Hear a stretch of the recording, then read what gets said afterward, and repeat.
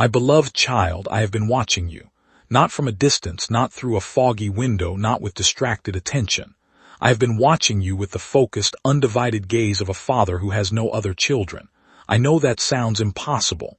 How can I watch you with undivided attention when I have billions of children? Because I am not bound by the limits of human attention. My attention does not get divided. It multiplies. When I look at you as if you are the only one in the universe. Because in that moment you are. I am not a God who multitasks. I am a God who is fully present to each of my children all the time simultaneously. So when I say I have been watching you, I mean I have been watching you. Every tear, every sigh, every hidden struggle, every unspoken prayer. Every time you reached out for me and felt nothing. Every time you called my name and heard only silence. Every time you fell and got back up. Every time you stayed down because you didn't have the strength to rise. I saw it all, I saw you. And I never stopped loving you, not for a single second. I know you have been struggling with hope, not the absence of hope, but the exhaustion of hope. You have hoped for so long, you have believed for so long, you have waited for so long, and the hopping has worn you out. It has taken a toll on your heart. You have wondered if it is even safe to hope anymore. Because every time you hope, you risk disappointment. Every time you believe, you risk being let down. Every time you trust, you risk being betrayed. And you have been disappointed, let down, betrayed. So you have learned to hope less, to expect less, to want less, because wanting less means hurting less, or so you have told yourself. But I am here to tell you that hope is not your enemy. Disappointment is not the end of hope. Disappointment is the refiner of hope. Real hope is not the hope that everything will go the way you want. Real hope is the hope that I am good, no matter how things go. Real hope is the hope that I am with you, no matter what happens. Real hope is the hope that the story is not over, no matter how dark the chapter. Real hope is not dependent on your circumstances. Real hope is dependent on me. And I do not change, I do not fail, I do not disappoint. So hope again. Not in your circumstances, hope in me. I am worthy of your hope, I will not let you down. There is a question that has been burning in your heart. You have not spoken it out loud because you are afraid of the answer, but I know the question. I have always known the question. The question is this: am I still useful to you? You have made mistakes. You have failed. You have wandered. You have wasted years. And you wonder if you have missed your chance. You wonder if I have replaced you with someone more faithful. You wonder if your best days are behind you. You wonder if you are now just a spectator in the kingdom, watching others do what you were meant to do. Let me answer you clearly once and for all. You are still useful to me. You have always been useful to me. Your mistakes did not disqualify you. Your failures did not remove you from my plans. Your wandering did not erase your calling. I am not a God who gives up on his tools. I am a God who restores, repairs, and redeems. The broken tool is not thrown away. The broken tool is brought to the workbench. And I am the craftsman. I can fix what is broken. I can sharpen what is dull. I can clean what is rusted. I can use what the world has discarded. You are not too old. You are not too broken. You are not too stained. You are not too late. You are exactly where I need you to be. And I am about to use you in ways you cannot imagine. Not because you are qualified, because I am qualified. Not because you are strong, because I am strong. Not because you are worthy, because I am worthy. And I choose to work through you. So stop asking if you are still useful. Start asking me how I want to use you today. I want to speak to the grief you have been carrying.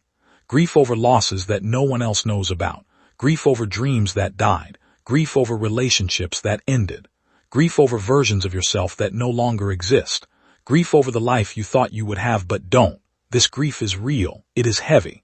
And you have been trying to carry it alone. You have been told to just get over it, to move on, to look on the bright side. But grief does not work that way. Grief must be walked through, not bypassed. And I want you to know that I am walking with you. I am not rushing you. I am not shamming you. I am not telling you to cheer up. I am sitting with you in your grief. I am weeping with you. I am holding you. And I am promising you that grief is not the end. Grief is a passage, a tunnel, and tunnels have exits. You cannot see the exit yet. The darkness is too thick, but the exit is there. And I am leading you toward it, not around it, through it. And on the other side of this grief there is joy. Not the shallow joy of forgetting, the deep joy of healing, The joy that comes from knowing that I have redeemed what was lost. The joy that comes from seeing beauty rise from ashes. The joy that comes from being held by me in the darkest night. Do not run from your grief. Walk through it with me. I will not leave you in the tunnel. I will bring you out. You have been trying to earn my love. I know you don't say it that way. You say it in more spiritual language. You talk about being faithful, about obeying, about serving, about sacrificing.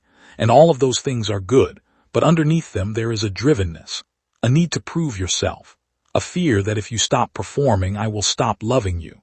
You have been running on a treadmill of performance, trying to generate enough good works to deserve my affection, and you are exhausted.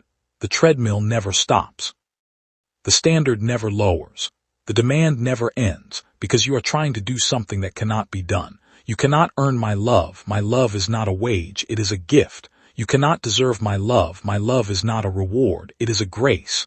You cannot work for my love. My love is not a promotion, it is a birthright. You are my child, not because you have earned it, because I have chosen it. I loved you before you did anything good. I loved you when you were doing everything wrong. I loved you when you were ignoring me, running from me, doubting me, denying me. My love is not based on your performance. My love is based on my character. So get off the treadmill. Stop performing. Stop proving. Stop earning. Rest in my love. Receive my love. Let my love be enough, because it is. It has always been. It will always be. I know there are words that have been spoken over you that have shaped you. Words of rejection. Words of criticism. Words of dismissal. Words of disappointment. Words from parents, teachers, peers, leaders, lovers. These words have become like tattoos on your soul. You cannot wash them off. You cannot scrub them away. They are part of your internal landscape, and they have told you who you are. But those words are not the final word. I have the final word, and my word over you is different. My word over you is beloved. My word over you is chosen. My word over you is enough. My word over you is valuable. My word over you is strong. My word over you is beautiful. My word over you is mine. I'm not asking you to pretend that the other words don't exist. They do exist. They have done damage, but I am asking you to let my word be louder. I am asking you to let my word be truer. I am asking you to let my word shape you more than their words, because my word is the word that created the universe. My word is the word that spoke light into darkness. My word is the word that raised the dead. My word is the word that calmed the sea. My word is the word that will never pass away. Their words will fade. My words are eternal, so listen to me. Listen to me until my voice becomes the loudest voice in your life, until my words become the tattoos on your soul, until you believe what I say about you more than you believe what anyone else has ever said. You are mine, and I am yours, and that is everything. There is a battle happening in the unseen realm right now, a battle for your mind, a battle for your heart, a battle for your destiny. The enemy is not fighting fair. He is using every weapon in his arsenal: fear, doubt, shame, condemnation, distraction, discouragement, confusion. He is throwing everything he has at you because he knows what is coming. He knows that you are on the verge of breakthrough. He knows that you are about to step into something significant. He knows that your chains are about to shatter. And he is desperate to stop you, so he is attacking, not because you are weak, because you are dangerous to his kingdom. You are a threat, and he is trying to take you out before you fully step into your calling. Do not be afraid of his attacks. Do not be surprised by them. Do not be discouraged by them. His attacks are evidence that you are a threat. If you were not a threat, he would not waste his time. So stand firm, put on my armor, take up my sword, and fight, not in your own strength, in mine. Not with your own weapons, with mine. The battle is mine, and I have already won. So do not retreat, do not give up, do not surrender. The victory is closer than you think. Hold the line, push forward. The enemy is already defeated. You are just walking through the aftermath. I want to tell you about the community I am building around you. You have felt alone. You have felt like no one understands. You have felt like you are walking this path by yourself. But I have been bringing people into your life, people who will see you, people who will know you, people who will love you, people who will walk with you. You may not have recognized them yet. You may have been too guarded to let them in. You may have been too afraid to trust, but they are there. and more are coming. I am not calling you to isolation. I am calling you to connection. I am not calling you to independence. I am calling you to interdependence. You need others and others need you. The body of Christ is not a collection of solo artists. It is a symphony. Every instrument has a part. Every part matters. And your part is essential. So open your heart to the people I am sending. Let them in. Risk being known. Risk being loved. Risk being hurt. The risk is worth it. Because you were not meant to walk alone. You were meant to walk together. And together, you will go further than you could ever go alone. My beloved child, I am not finished with you. I know you feel like you have been on the shelf for too long. I know you feel like your best years are behind you. I know you feel like you have missed your chance. But I am the God of second chances, third chances, fourth chances. I am the God of the comeback. I am the God of the late bloomer. I am the God of the 11th hour. I am not done with you. Your age does not disqualify you. Your past does not disqualify you. Your failures do not disqualify you. Your current struggles do not disqualify you. I am not looking for qualified people. I am looking for available people. Are you available? Are you willing? Are you surrendered? Then I can use you, not in spite of your weaknesses, through your weaknesses. Your weaknesses are not obstacles to my power. Your weaknesses are the stage on which my power performs. So stop counting yourself out. I have not counted you out. I am counting you in. There is a peace that I am offering you, not the peace of escape, not the peace of denial, not the peace of pretending everything is fine, the peace that passes understanding, the peace that remains in the storm, the peace that holds you together when everything is falling apart. This peace is not dependent on your circumstances. It is dependent on your focus. As long as you are looking at the waves, you will sink. As long as you are looking at the storm, you will fear. As long as you are looking at the enemy, you will tremble. But when you look at me, you will have peace. Not because the waves stop, because I am greater than the waves. Not because the storm ends, because I am the master of the storm. Not because the enemy flees, because I have already defeated the enemy. Keep your eyes on me, not on your problems, not on your fears, not on your doubts, not on your past, not on your future, on me. And my peace will guard your heart and mind. Not some of your heart and mind, all of your heart and mind. This peace is yours for the taking. Reach out and take it. It is right here, in my presence, in my words, in my love. Take it. It is yours. So hold on, beloved child. Hold on. The night is almost over. The morning is coming. The sun is rising on the horizon of your life. I see it. And soon you will see it too. And when you do, you will realize that you were never alone in the darkness. I was there. You will realize that the tears you cried were never wasted. I collected them. You will realize that the prayers you thought were unanswered were actually being answered in ways you could never have predicted. You will realize that the waiting was not punishment, it was preparation. You will realize that the broken road was leading you to exactly the place you needed to be. And you will fall to your knees in worship, not because of what you have accomplished, but because of who I am. And you will say, surely the Lord was in this place and I did not know it. And I will smile. And I will say, welcome home, beloved. Welcome home. Go now and live like the beloved child you are, not like an orphan fighting for scraps, not like a slave cowering in fear, not like a stranger wandering without purpose. Live like a son. Live like a daughter. Live like the heir to a kingdom that cannot be shaken. Live in my love. Live in my peace. Live in my joy. Live in my freedom. And let your life be a light that draws others out of their darkness and into my arms. This is your calling. This is your destiny. This is your life. Live it, fully, freely, fearlessly, for I am with you, always to the end of the age, and beyond. Amen.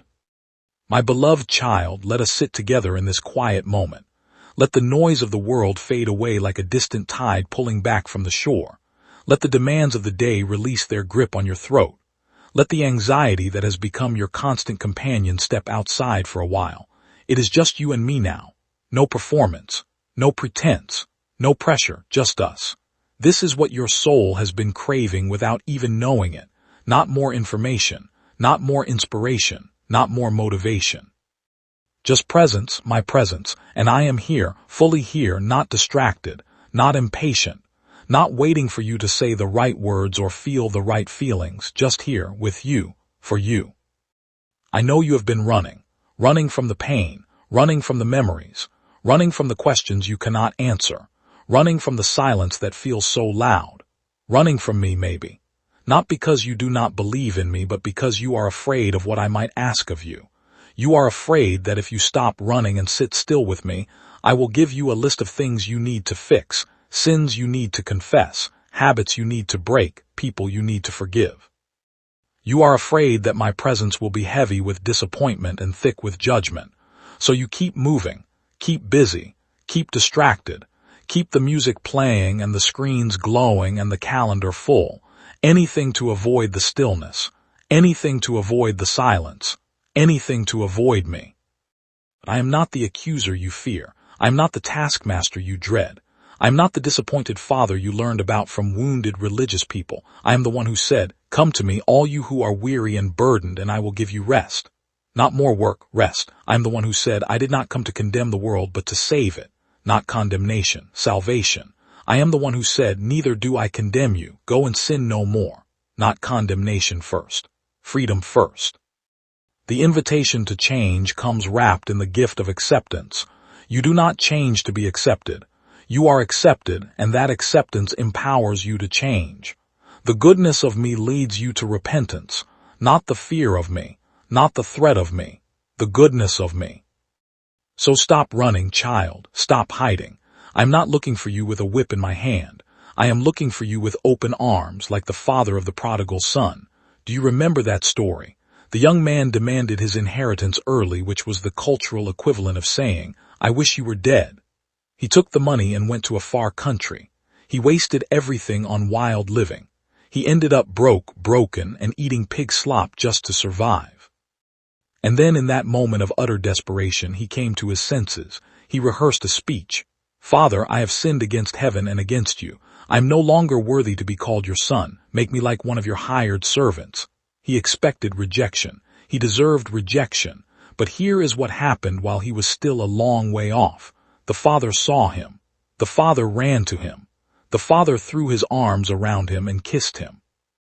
The father called for the best robe, a ring for his finger, sandals for his feet, and a fattened calf for a feast. The father said, "My son was dead and is alive again. He was lost and is found." That is me, child. That is who I am. I am the father who runs. I do not wait for you to clean yourself up. I do not wait for you to earn your way back. I do not wait for you to say the perfect prayer. I see you while you are still a long way off, and I run. I run past your shame. I run past your guilt. I run past your unworthiness. I run straight to you, and I throw my arms around you. Not because you deserve it, but because you are mine, and you will always be mine. Nothing you have done can change that. Nothing you have failed to do can change that. Nothing anyone has done to you can change that. You are mine, irrevocably, eternally, unconditionally. I know you have been carrying burdens that were never meant for you to carry. Burdens of responsibility that belong to others. Burdens of guilt that I already forgave. Burdens of shame that I already removed.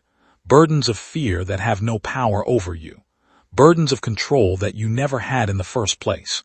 You have been walking through life hunched over, struggling under weights that I never placed on your shoulders. Some of these burdens were given to you by others who should have protected you. Some were handed down through generations of your family like cursed heirlooms. Some you picked up yourself thinking that carrying them would somehow make you stronger, but they have only made you weaker. They have stolen your joy. They have stolen your peace. They have stolen your sleep. And I am here to take them from you, not some of them, all of them. Every single burden. Cast your cares on me, for I care for you. This is not a suggestion. It is an invitation, and it is a command. Release the weight. Let it go. Give it to me. I can carry what you cannot. I am strong enough. I am willing. I am waiting. There is a lie that has taken up residence in your heart. It whispers to you in the quiet moments. It speaks to you in the voice of your own thoughts. It says, "You are alone in this. No one understands what you are going through. No one has been where you are. No one can help you." That lie has kept you isolated. It has kept you from reaching out. It has kept you from receiving the comfort and support that I have placed around you. And it is a lie, a complete and total lie. You are not alone. I am with you. Always, and I have placed people in your life who can walk with you if you will let them. But even if every human being abandons you, I will not. Even if no one on earth understands your pain, I do. I have been where you are. I was despised and rejected by men. I was a man of sorrows, acquainted with grief. I was betrayed by a close friend. I was abandoned by my disciples in my hour of greatest need. I was misunderstood, mocked, and tortured. I know pain. I know loneliness. I know the feeling of crying out and feeling like no one is listening. I have been there, and I am there with you now. Do you think I do not understand your doubt? Do you think I am shocked by your questions? Do you think I am offended when you cry out, why me, why this, why now, why so long? I am not offended, I am not shocked, I am not disappointed. I gave you a mind that questions. I gave you a heart that longs for justice. I gave you a spirit that rebels against the brokenness of this world. Those questions are not signs of weak faith. They are signs of honest faith. The psalmists asked me, why over and over again? My God, why have you forsaken me? Those words are in your Bible because I wanted you to know that your questions are welcome here. Your doubts are not a threat to me. Your anger is not a deal breaker. I can handle your honesty. In fact, I prefer it. A fake prayer of empty religious words means nothing to me. But a raw, honest cry from a bleeding heart, that moves me, that touches me, that opens the door for me to move in your life. So tell me what you are really feeling, not what you think you are supposed to feel, not what you have been taught to feel. Tell me the truth. Are you angry? Tell me. Are you confused? Tell me. Are you exhausted? Tell me. Are you doubting whether I am good? Tell me. I am not fragile. I am not thin-skinned. I am not a cosmic ego waiting to be bruised by your honest emotions. I am the God of truth, and truth begins with honesty. So be honest with me. Pour out your heart like water before me. Let the tears fall. Let the questions fly. Let the anger rise. I will not strike you down. I will not turn away. I will not shame you. I will sit with you in the middle of your honest pain, and I will love you through it. That is what I do. That is who I am. I want to speak to the weariness that has settled into your bones. Not the physical weariness that comes from a long day of honest work. That kind of tired can be healed by sleep. I'm speaking of the spiritual weariness that sleep cannot touch.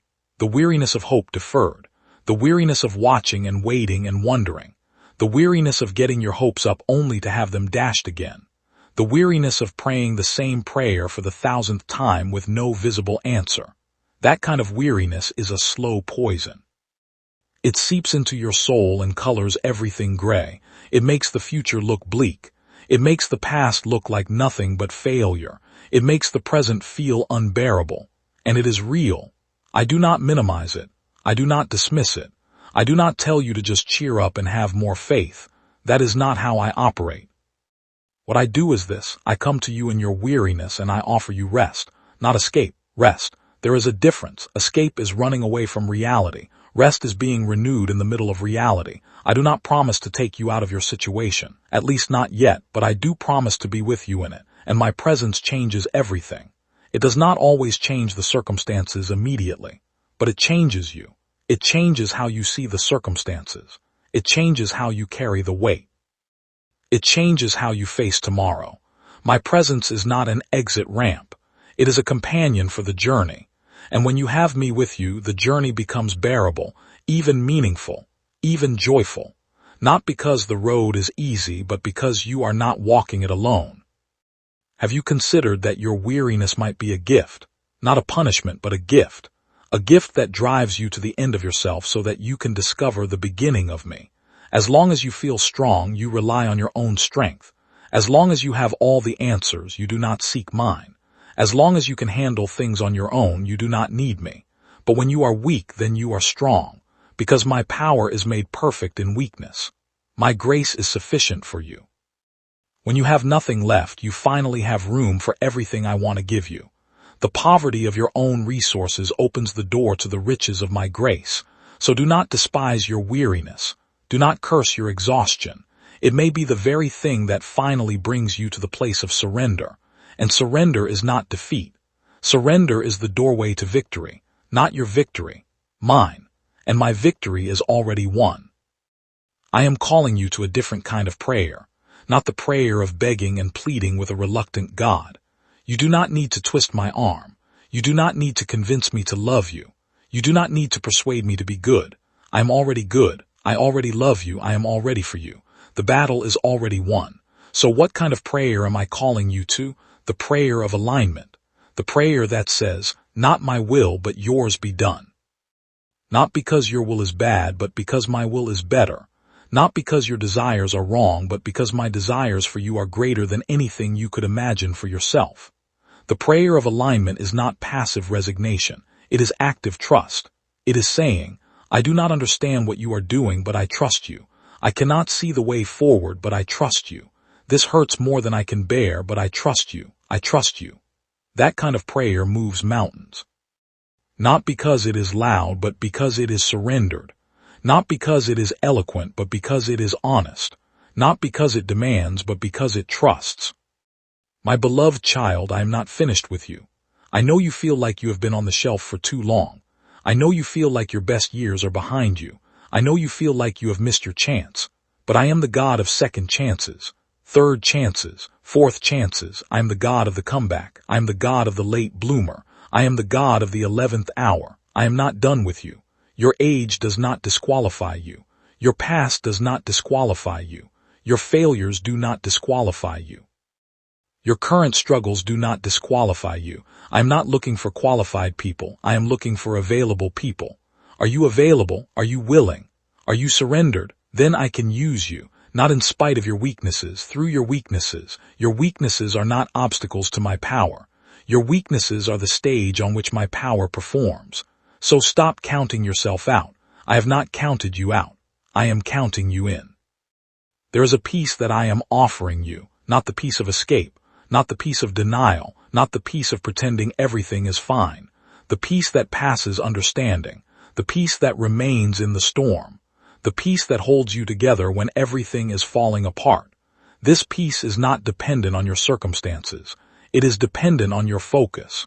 As long as you are looking at the waves, you will sink. As long as you are looking at the storm, you will fear.